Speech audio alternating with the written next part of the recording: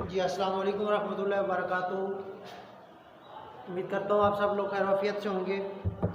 तो बेटा आज इस तरह है कि आज हम 10th फिज़िक्स का सेकंड चैप्टर करने लगे हैं जो कि साउंड के रिलेटेड है। साउंड क्या है? सबसे पहले तो हम इसकी डेफिनेशन देख सकते हैं कि डेफिनेशन साउंड की हम किस तरह करेंगे। तो एक साउंड जो है ये एक टाइप ऑफ एनर्जी है जो वेव की शक्ल में प्रोपोगेट करती है। साउंड इसकी आप डेफिनेशन करेंगे कि आप कि sound is type of energy, sound is type of energy which propagate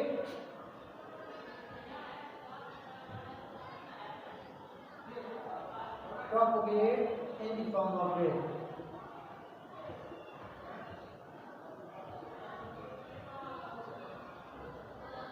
जो कि वेव की शक्ल में प्रोपगेट करती है through a medium,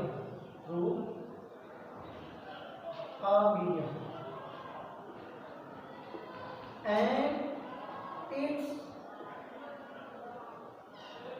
is produced by vibration of body object.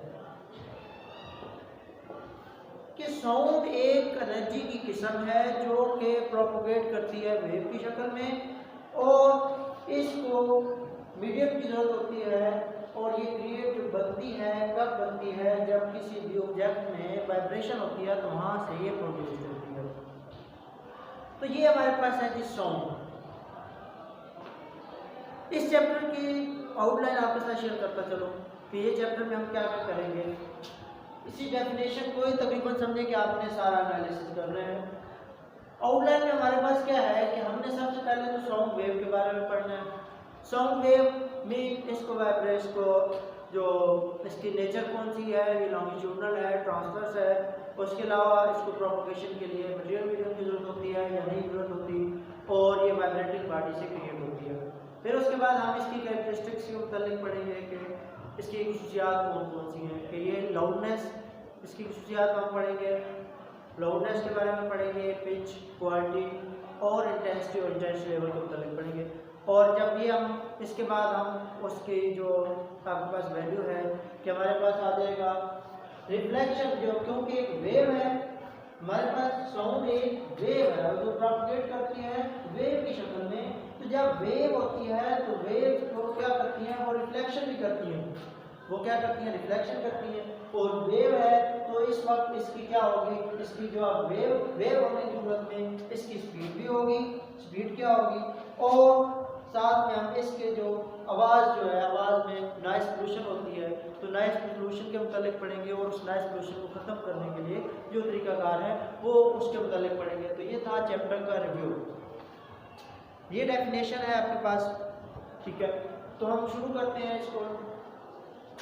सबसे पहले तो साउंड के मुतालिक हमने पढ़ लिया कि ये वेव है और ये एनर्जी की एक किस्म है जो कि वेव की शक्ल में ट्रांसफ़र होती है।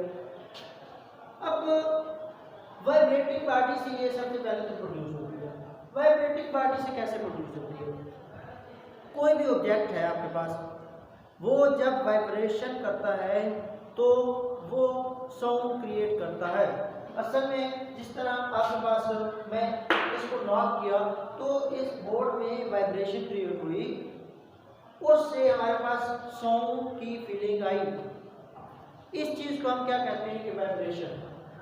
इसकी मिसाल एक ट्यूनिंग फोर्क से आप ले सकते हैं। ट्यूनिंग फोर्क, ठीक है, वाई शेप होता है। इसको अगर आप किसी चीज़ से नॉक करें तो क्या होता है कि ये वाइब्रेट करना शुरू कर देता है और वाइब्रेशन से क्या होता है कि साउंड क्रिएट होता है।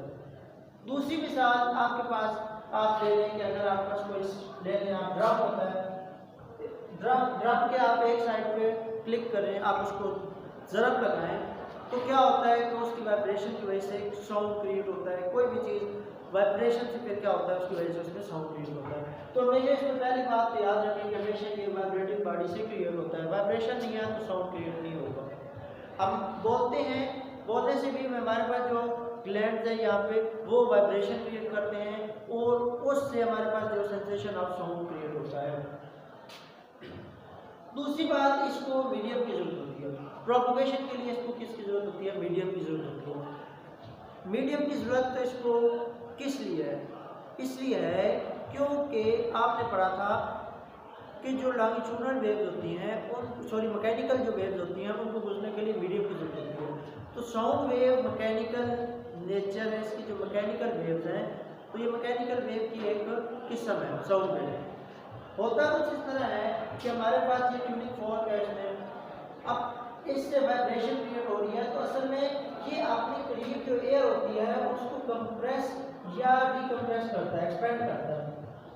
जब ये ट्यूनिंग फोर्क ये ओ ए और बी, अगर जब ये ट्यूनिंग फोर्क ए की तरफ मूव करेगा, इसका ये जो आपके पास है, तो क्या होगा कि यहाँ पे जो एयर होती है वो कंप्रेस हो जाती है, और जब ये वापस आता है तो वहाँ पे जो क्या होता है कि रिफ्रैक्शन जो एक्सपेंड हो जाती है, वहाँ प्रेशर कम होता है, प्रेशर कम होने की सूरत में वहाँ पे रेफ्रैक्शन क्रिएट होता है। कंप्रेशन और रेफ्रैक्शन दो क्रिएट होते हैं और ये सिलेंडर जाए जाता है और ये एयर में सिलेंडर आपके पास जाए। अब असल में इसकी जो आपके पास है ना मीडियम जो होती है, इसमें आप एक सरगर्मी आपने आपके बुक में है कि आप एक ले लें जार, उसमें एक घंटी लगा दें, आप उसको ऑन करते हो वायर में ये बैटरी के साथ लगा के, तो क्या इसके पंप के साथ आप इसको पंप, ये आपके पास पंप है, इसके साथ एयर को इसमें से निकालना शुरू करते हो। इसको आप ऑन करते हो, साउंड आप इसमें से एयर जैसे जैसे निकालना शुरू कर देते हो तो क्या होना शुरू हो जाता है, क्या आप देखते हो कि जो साउंड की आवाज़ है वो खत्म होना शुरू हो जाती है। फिर क्या होता है कि आप इसमें दोबारा से एयर फिल करते हो, तो होता है इस तरह की आवाज़ दोबारा से सुनाई देना शुरू हो जाती है। इस सरगर्मी से हमें ये पता चलता है कि हमारे पास जो साउंड है उसको बुझने के लिए मटेरियल मीडियम की जरूरत होती है। ये सरगर्मी आपके साथ आपकी बुक में है। उसके बाद आपके पास है जी लॉन्गिट्यूडनल नेचर आ गई कि ये जो साउंड वेव है ये लॉन्गिट्यूडनल नेचर में है, इसकी जो नेचर है वो लॉन्गिट्यूडनल है। लॉन्गिट्यूडनल वेव कौन सी होती है? ऐसी वेव जिनमें जो आपका पार्टिकल की वाइब्रेशन है वो along the direction of wave motion हो, तो इसलिए उसको हम क्या कहते हैं? Longitudinal wave. तो ये साउंड वेव है ये लॉन्गिट्यूडनल इन नेचर में है। इसकी आप यहाँ ट्यूनिंग फोर्क वाली मिसाल से आप इसको देख सकते हो कि जो कंप्रेशन और रिफ्रैक्शन है वो इन दी डायरेक्शन ये वेव मोशन है, और जो कंप्रेशन और वाइब्रेशन है पार्टिकल की वो भी इसी डायरेक्शन में है जिस डायरेक्शन में वेव मूव कर रही है। तो जब भी पार्टिकल की vibration in the direction of wave motion हो तो उस वक्त में हम कहते हैं कि ये लॉन्गिट्यूडनल वेव्स हैं, तो इसलिए हम साउंड वेव को लॉन्गिट्यूडनल वेव्स कहते हैं। ठीक है, उसके बाद इसकी हम खसूसियात के बारे में पढ़ते हैं। खसूसियात क्या है? सबसे पहले इसकी खसूसियत आपके पास है जी लाउडनेस। लाउडनेस क्या है? अब लाउडनेस किस चीज़ को कहा जाता है? ऊंचाई को लाउडनेस कहा जाता है।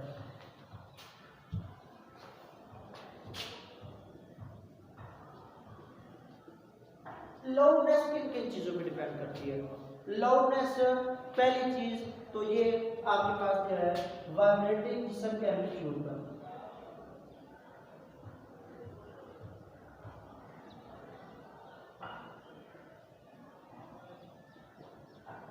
ये वाइब्रेटिंग जिस्म के एम्पलीट्यूड पर डिपेंड करती है कि आपके पास वाइब्रेटिंग बॉडी का जितना ज़्यादा एम्पलीट्यूड होगा उतनी ज़्यादा लाउडनेस होगी। ठीक है, इन दोनों का आपस में जो रिलेशन है वो डायरेक्टली रिलेशन है। दूसरी चीज़ आपके पास है कि जो एरिया है, एरिया ऑफ वाइब्रेटिंग बॉडी,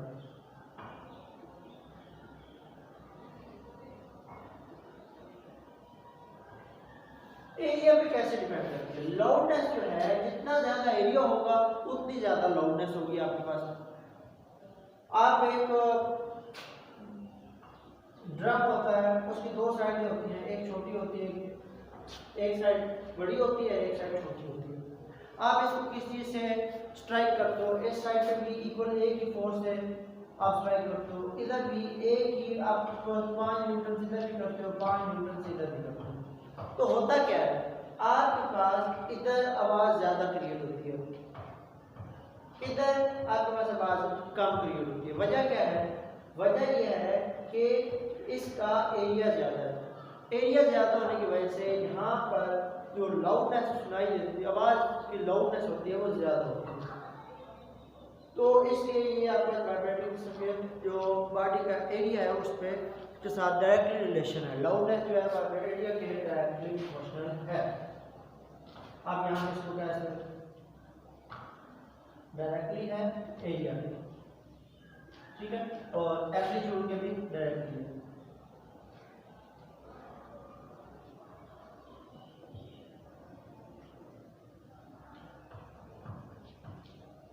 उसके बाद डिस्टेंस। डिस्टेंस जो है किसी भी वाइब्रेटिंग बॉडी का जो डिस्टेंस जितना ज्यादा होगा उतनी लाउडनेस कम होगी। कि आपके पास ये आपके पास एक कोई है साउंड, ठीक है, यहाँ से आवाज होगी, यहाँ दो ऑब्जर्वर है। अब जिसका डिस्टेंस ज्यादा होगा ऑटोमेटिकली उसको आवाज कम सुनाई देती है।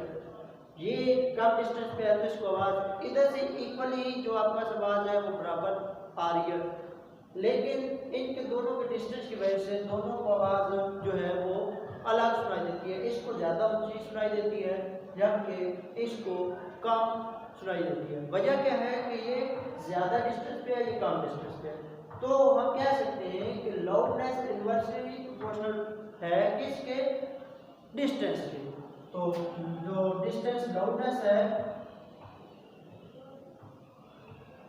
इन्वर्सली है डिस्टेंस के, ठीक है। ये तीन चीजें लाउडनेस के मुताबिक है।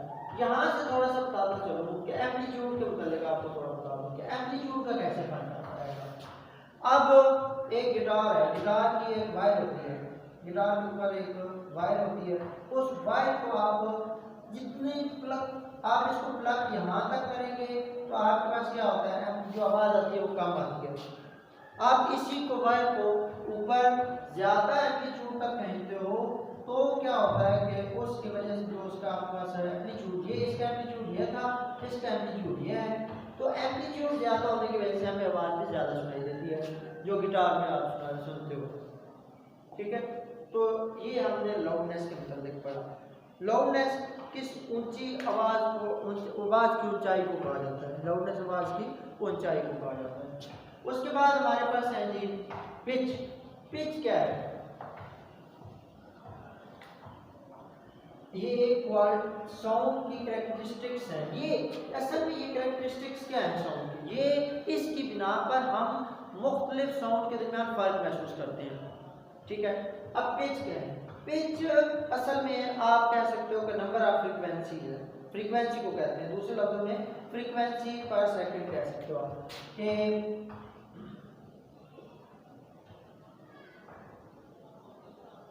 जितनी ज्यादा ये दोनों के दरमियान जो रिलेशन है वो आपके पास डायरेक्ट रिलेशन है।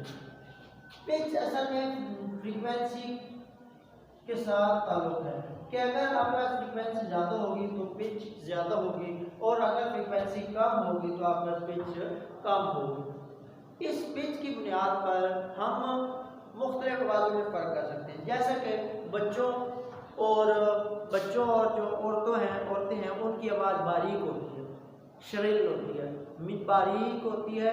क्या होता है कि उनकी आवाज़ जो होती है वो उसकी फ्रीक्वेंसी जो होती है ज़्यादा होती है, और फ्रीक्वेंसी ज़्यादा होने की वजह से उनकी जो आवाज़ जो आपका पिच है वो ज़्यादा होती है, ठीक है। जबकि मर्दों में और लड़कों में क्या होता है कि जो फ्रीक्वेंसी होती है वो कम होती है, और जिसकी वजह से पिच की वैल्यू जो होती है वो कम होती है। तो ये दोनों आपस में डायरेक्टली रिलेशन है, पिच का और फ्रीक्वेंसी का। अगर आप इसको देखें तो मैं दो करूँ आपके पास, ये आपके पास एक वेव है और एक वेव ये है। अब दोनों में इसमें फ्रीक्वेंसी ज्यादा है, इसकी फ्रीक्वेंसी कम है, ठीक है।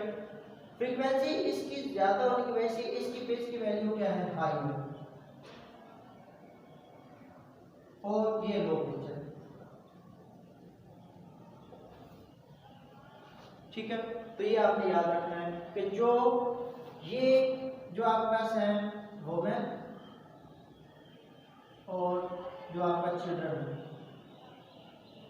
और ये आपका मैन बॉय, उनकी आवाज़ जो होती है वो ज़रा भारी होती है। तो आप ये इसकी बुनियाद पर जो भारी आवाज़ होगी उसकी फ्रीक्वेंसी जो होगी वो कम होगी, और जो फ्रीक्वेंसी जिसकी बाद जो आवाज़ बारीक होगी उसकी फ्रीक्वेंसी क्या होगी, ज़्यादा होगी। तो इस बिना पर हम मुख्तलिफ साउंड में फ़र्क कर सकते हैं इस वैल्यू फ्रीक्वेंसी और पिच की बिना पर। आगे हमारे पास है जी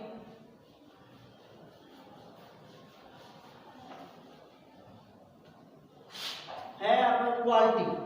क्वालिटी क्या है? क्वालिटी एक लफ्ज़ में आप इसको कह सकते हो कि उसमें नॉइस कितनी कम है, शोर कितना कम है, एक ये है, और दूसरा ये है कि दो चीज़ों के दरमियान जो फ़र्क है उसको क्वालिटी कहा जाएगा। जैसा कि आप एक कमरे में बैठे हो, आप वहाँ पे एक गिटार की और बांसुरी की आवाज़ में फ़र्क महसूस कर सकते हैं। वो किस बिना पे होता है? वो क्वालिटी की बिना पे होता है। तो क्वालिटी हमें बताती है, हमें दो मुख्तलिफ आवाज़ों के दरमियान फ़र्क को एनालिसिस करने के बारे में हमें क्वालिटी से हम उसके दो आवाज़ों के दरमियान फ़र्क निकाल सकते हैं। हम पता चल सकता है कि ये हम जब सुनते हैं, अगर एक आप जो मिसाल है आपके पास कोई भी है, आप बांसुरी और पियानो की आवाज़ सुन रहे हो, तो आप दोनों के दरमियान बाहर से खड़े होकर देखे बगैर भी अंदाज़ा लगा सकते हो कौन सी बांसुरी है कौन सी पियानो है। ये क्वालिटी की बिना पर हम एनालाइज करते हैं। उसके बाद हमारे पास है इंटेंसिटी। इंटेंसिटी क्या है? इंटेंसिटी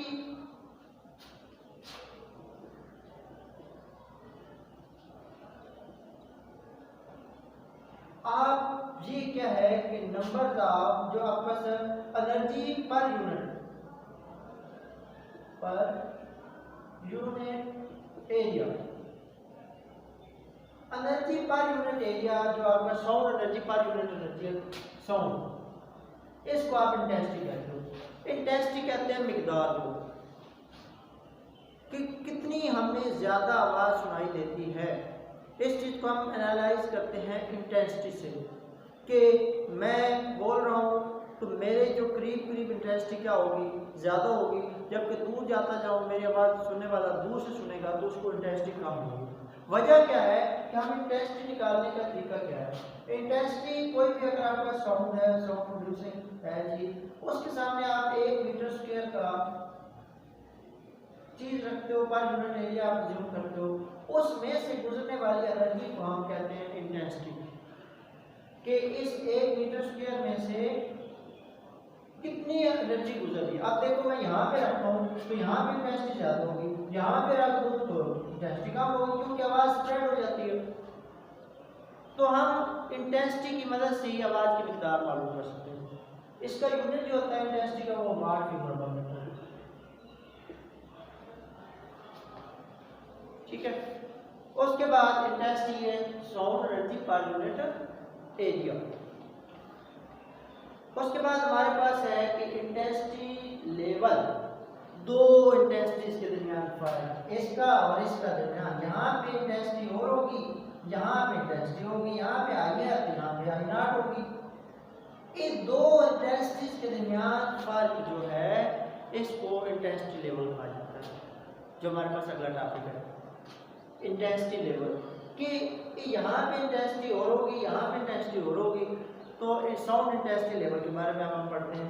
जो इंटेंसिटी है ना, ये लाउडनेस के डायरेक्टली प्रोपोर्शनल है, लॉग लेके।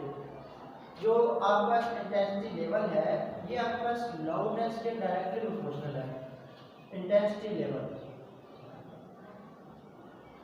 जो इंटेंसिटी है L, वो लाउडनेस L, ये डायरेक्टली प्रोपोर्शनल है लॉग ऑफ आई के, लॉग ऑफ आई के इंटेंसिटी, लॉग ले इंटेंसिटी का, तो लाउडनेस उसके डायरेक्टली प्रोपोर्शनल आ जाती है।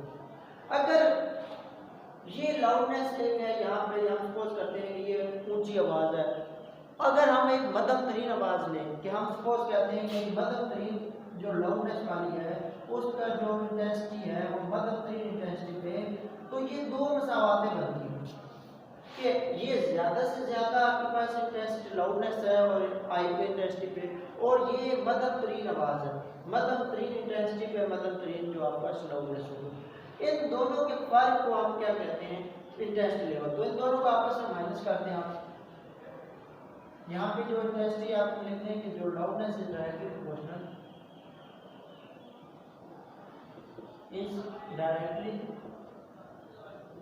Proportional to log of intensity।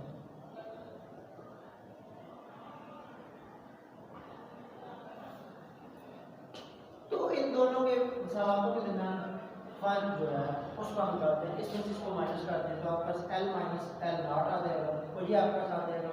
और इनको आपका प्रोपोर्शनलिटी खत्म करेंगे तो ये आपका साथ जाएगा L equal to K log of I, ये मुसावत 1 बन गई। और ये L नॉट जो आपका साथ जाएगा equal K log of I nought.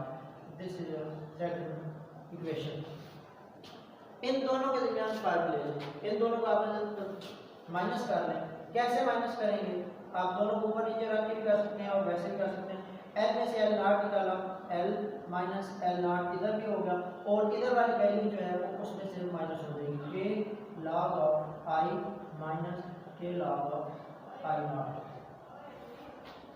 अब ये आपके पास K कॉमन आ जाएगा, K log of I minus I nought. अब दोनों के दरमियान जब आपने लॉग की प्रॉपर्टी पढ़ी है, जब दोनों लॉग माइनस हो रहे होते हैं तो बटे में आ जाते हैं, ये आ जाएगा K log of I by I not. ये लॉग की प्रॉपर्टी है कि दो जब आपके पास वैल्यूज हो जिसका आपने लॉग लिया हो, अगर आपके पास कोई log of A by B हो तो वो जो इसका log of A minus log of B है, ये आ जाता है। ये लॉग की प्रॉपर्टी है। तो इस लॉग की प्रॉपर्टी को यहाँ पे हमने यूज किया तो क्या होता है कि ये log of I by I not के ये लॉगनेस L माइनस L नॉट। और ये आपके पास इसको इंटेंसिटी लेवल भी कहते हैं, साउंड इंटेंसिटी लेवल।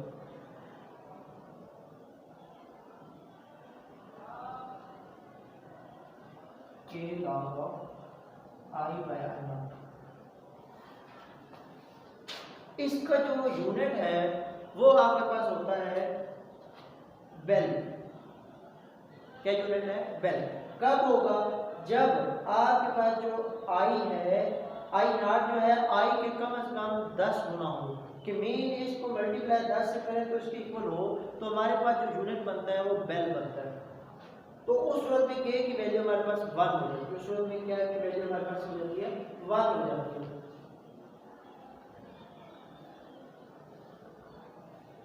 तो आगे आज ये क्या हो जाएगा, अगर आपके पास K 1 होगा इफ आपके पास I is equal to 10 I nought होगा, तो यूनिट क्या होगा, इसका इंटेंसिटी लेवल का unit sound intensity level unit will be bel. उस सूरत में यूनिट जो होगा वो बेल होगा। तो आपके पास ये चीज बन जाएगी, sound L minus L nought bel में आ जाएगा, आपका से आ जाएगा L minus L nought is equal to 1 हो जाएगा और log of I by I nought. अब इसका जो छोटा सब यूनिट है साउंड इंटेंसिटी लेवल का, वो आपके पास होता है डेसिबल। एक बेल जो है वो आपके पास इक्वल होता है, इसको मैं रेज करने लगा, जो आपके पास बेल का सब यूनिट है, आपके पास एक बेल जो है वो 10 डेसिबल की यूनिट है। तो आप यहाँ पे इसको लगाएंगे तो आपके पास L माइनस L नॉट जो आ जाएगा 10 log of I by I not और डेसिबल। ये चीज आपके पास था साउंड इंटेंसिटी लेवल। असल में आप जो मध्यम तरीन आवाज जो इंटेंसिटी लाउडनेस जो मध्यम तरीन, वो आपके पास आप सोच सकते हो वो आपका सेट रेंज -12 से लेकर आप वाट की मीटर से लेकर इंटेंसिटी जो आप सुन सकते हैं, हम इंटेंसिटी वो आपका कहाँ तक सुन सकते हैं 10 तक देखकर। इसको ये मध्यम तरीन जो आवाज़ है इसको आप क्या कहते हो, मध्यम तरीन आवाज जीरो बेल कहते हैं, इसको जीरो बेल कहा जाता है। जो मध्यम तरीन आवाज है जो इंसानी कान सुन सकता है उसको जीरो बेल कहा जाता है। ये हमारे पास टॉपिक था जी साउंड इंटेंसिटी लेवल का। उसके बाद हमारे पास आ जाता है जी रिफ्लेक्शन ऑफ साउंड। अब जैसा कि ये एक वेव है तो वेव जो है वो रिफ्लेक्शन, रिफ्रैक्शन और ये फिनोमेना करती हैं। आपने ये मुझे बताना है कि क्या वाकई ही हम किस तरह चेक कर सकते हैं कि जो साउंड वेव है वो तमाम फिनोमेना को फॉलो करती है, हम किस तरह ये चेक कर सकते हैं, तो आपने ये कमेंट कर दिया। अब उसके बाद हमारे पास आ जाता है जिस साउंड स्पीड है रिफ्लेक्शन ऑफ साउंड। तो बाकी वेव की तरह ये भी आपके पास क्या करती है, रिफ्लेक्शन शो करती है।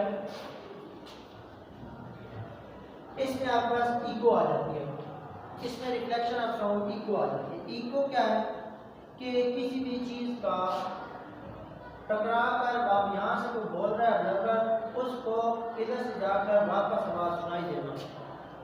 तो एक बात का याद रखें, यहाँ पे इको का देख लेते हैं। इको कब सुनाई देगी आपको एटलीस्ट?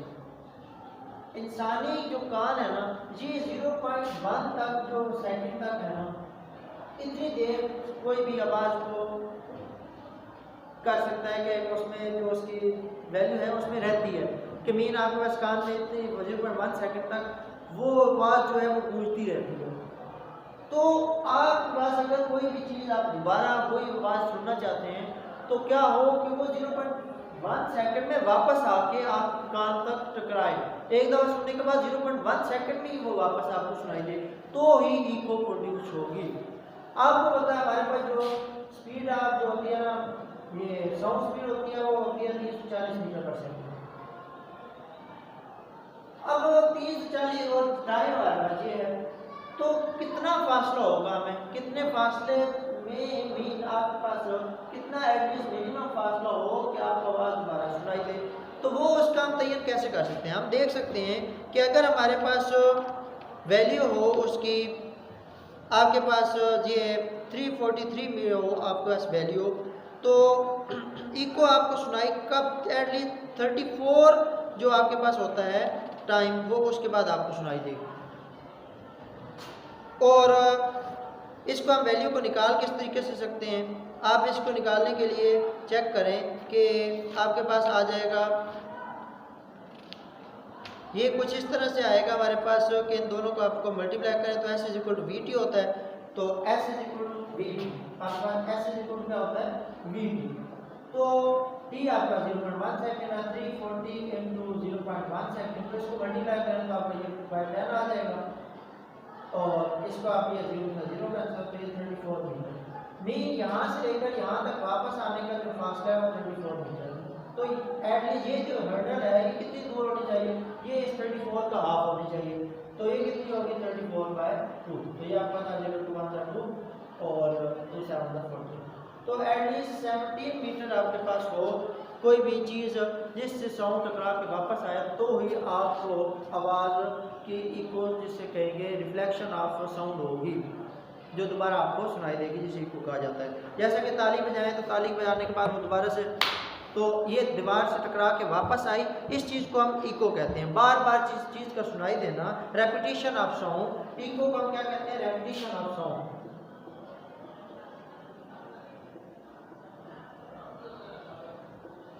तो हमारे पास एटलीस्ट 17 मीटर हो तब भी हमें दोबारा से कोई भी आवाज़ दोबारा से सुनाई दे सकती है। उसके बाद हमारे पास है noise pollution. Speed of sound हमने देख ली 40 मीटर पर सेकंड है अगर आपका ये स्टैंडर्ड टेम्परेचर प्रेशर हो। और उसके बाद noise pollution. Noise pollution mean कि आवाज़ शोर होना, किसी भी जब ऐसी आवाज़ें, नॉइज पोल्यूशन क्या है? ऐसी आवाज़ जो हमें सुनने में नाखुशगवार लगे, ऐसी आवाज़ को हम क्या कहते हैं? Noise pollution. आप इसको ऐसे लिखेंगे, all the undesirable sounds are known as noise pollution. All the undesirable unpleasant भी कह सकते हैं। Voices are known as noise pollution.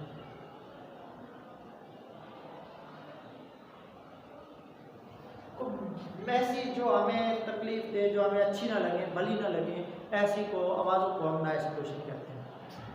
अब इस नॉइज पोल्यूशन को कम करने का तरीका क्या है, जिससे हम अकॉस्टिक कहा जाता है कि हम इस नॉइज को ख़त्म कर दें, तो इस चीज़ को हम कहते हैं कि अकॉस्टिक।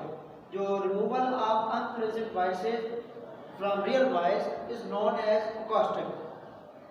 तो कैसे कर सकते हैं, इसके मुख्तलिफ तरीक़ाकार हैं। आप ऐसी चीज़ यूज़ करें कि जो साउंड को ऑब्जर्व कर ले, जैसा कि आपके पास आप माइक के ऊपर देखते हो कि माइक के ऊपर एक जो लगा होता है फोम या कपड़ा दूसरा लगा होता है कोरस किस्म का, जो आवाज़ को क्या कर लेता है, जो अनप्लेजेंट वॉइसेस होती हैं उसको ऑब्जर्व कर लेता है और आगे नहीं जाने देता, ठीक है। या इस सूरत में आप ऐसी चीज़ें इस्तेमाल करें कि जिससे जो आपके पास जो दोबारा से आवाज़ है सुनाई देने वाली वो आपको ना सुनाई दे। इसका बेहतरीन कारपेट वगैरह जो आपके पास हो, कारपेट नॉइस को जो है वो ऑब्जर्व करता है। कोई भी आपके पास ऐसी चीज़ जो जिसकी जो शेप है वो रैंडम शेप की है, वो आवाज़ को क्या कर लेती है, ऑब्जर्व कर लेती है और उससे हम अपनी भी वॉइस को क्लियर कर सकते हैं। तो ये था हमारे पास चैप्टर। इस चैप्टर में हमने पढ़ा कि साउंड है क्या, साउंड पैदा कैसे होता है और उसकी खसूसियात के मुतालिक पढ़ा कि लाउडनेस, पिच, क्वालिटी, ये चीज़ें हमने पढ़ी। और उसके बाद हमने पढ़ा कि हम जो है आवाज़ को और जो नॉइज़ पोल्यूशन है वो क्या है और नॉइज़ पोल्यूशन को ख़त्म कैसे कर सकते हैं। उम्मीद करता हूँ कि आपको ये चैप्टर समझ आ गया होगा। तो आपने अगर किसी बात की समझ ना आई हो तो आप मुझसे कमेंट करके पूछ सकते हैं। Thank you so much.